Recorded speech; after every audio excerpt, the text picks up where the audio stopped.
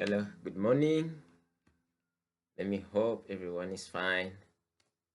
Today is Tuesday, the 10th of Feb 2026. Yeah, we are yet on another new week. So we'll be tracking the movement of all our pairs that we've been trading, most especially the DXY. The DXY being the index which tracks the strength of the dollar itself. So let's start off with the index.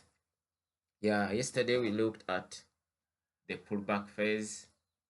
DX was pulling back to areas of discounted pricing. Currently, you could see DXY is currently sitting on this extreme demand area. This is the extreme area, my key level that I've been waiting to see price starting to be sponsored upwards. So DXY is looking good. It's still long, it's looking good to buy. It's looking good to long. So I'll be waiting just for confirmation to see that I start buying it off. Not to forget, we have NFP tomorrow. It will be Wednesday. So we are likely to see a bit of low volatility because before any big impact news, we normally get to see price slowing down in terms of volatility. So that's why we're on demand, waiting for confirmations to see that we can buy it to the upside. You could see the most recent swing that we're gonna be targeting. TP1 will be here, TP2, TP3, and the extreme should be our area of supply. Up, that's the premium area. Understand? So this will be the extreme TP area. So when we go to Euro GBP, GBP USD, these are the opposite pairs which move in a different direction, contrary to the DXY. So let's look at GBP. GBP, honestly, I took shorts here on my extreme order block. I took shorts and my positions are already active. Yes. So basically, this is what I'm looking forward. This is my extreme order block supply where I'm hoping price to be sponsored towards the downside. So this is my context area from this order block to this low. Yes. So this is my drawn liquidity, first TP, and the last TP is my demand. This is the demand which I'm looking forward to take profits. I don't know how maybe if we might get some volatility today, but I don't expect much of the volatility because tomorrow we're having the major news. So looking forward to see even if price maybe manages to take out this intermediate term low, yeah, I'll still lock up my positions to see that I'm safe. So last week it was a profitable week for me. I was just making back my loss, the loss that I lost, the loss that I made the other week. So it was such a profitable week for me. No regrets, and I'm looking forward to continue being profitable this week. So Euro USD, same setup, just like the GU. Nothing different. Price is currently at our premium area. This is a key level extreme order block, waiting to see that it draws towards this swing low. This is the first drawn liquidity, and these are areas of liquidity. As price will be coming down, this is what it will be targeting, this sell side, this internal lows till the demand.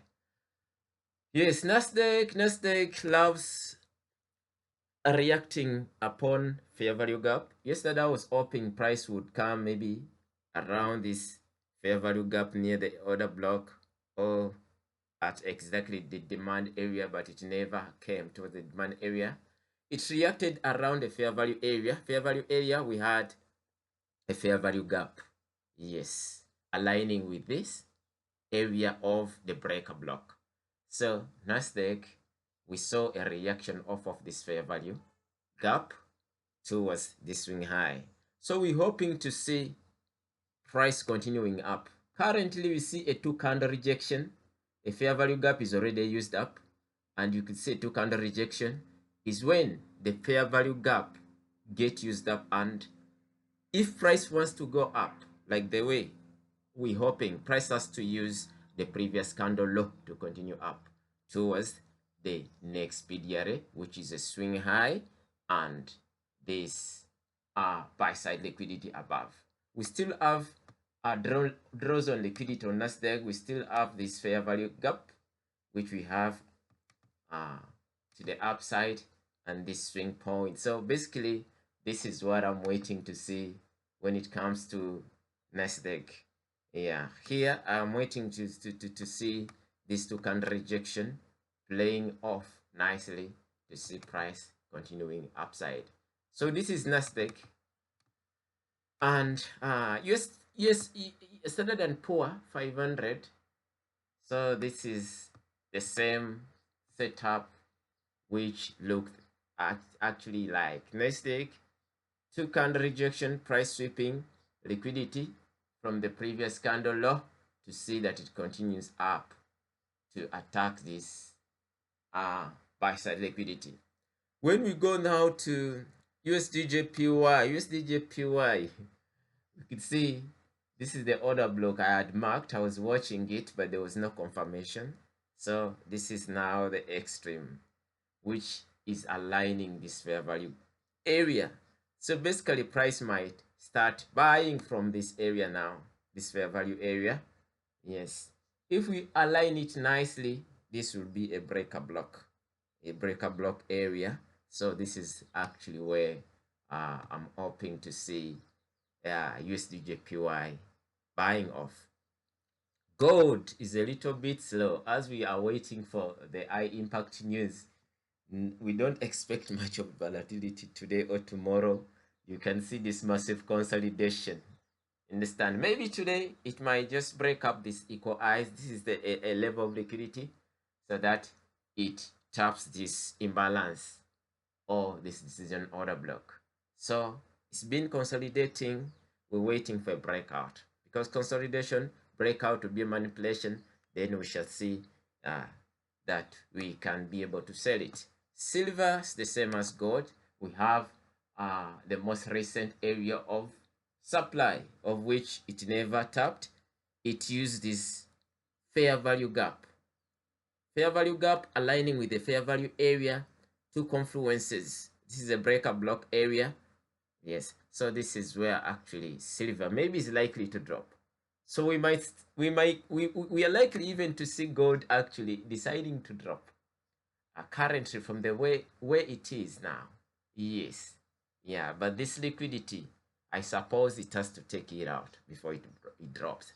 So let's go to other pairs that I looked at. USD CAD, yes, I looked at USD CAD, and USD CAD, yeah, it's a friend of mine who took it yesterday in the morning, because we woke up and did analysis on it. It paid him so well. It was a nice pair. It paid him so well. So USD CAD, yesterday we were waiting for this internal range liquidity to be taken out. Price is actually aligning again to be bullish. So it looks to be a clean buy off of this demand area. So this is what I had for today. Have a lovely week. Bye.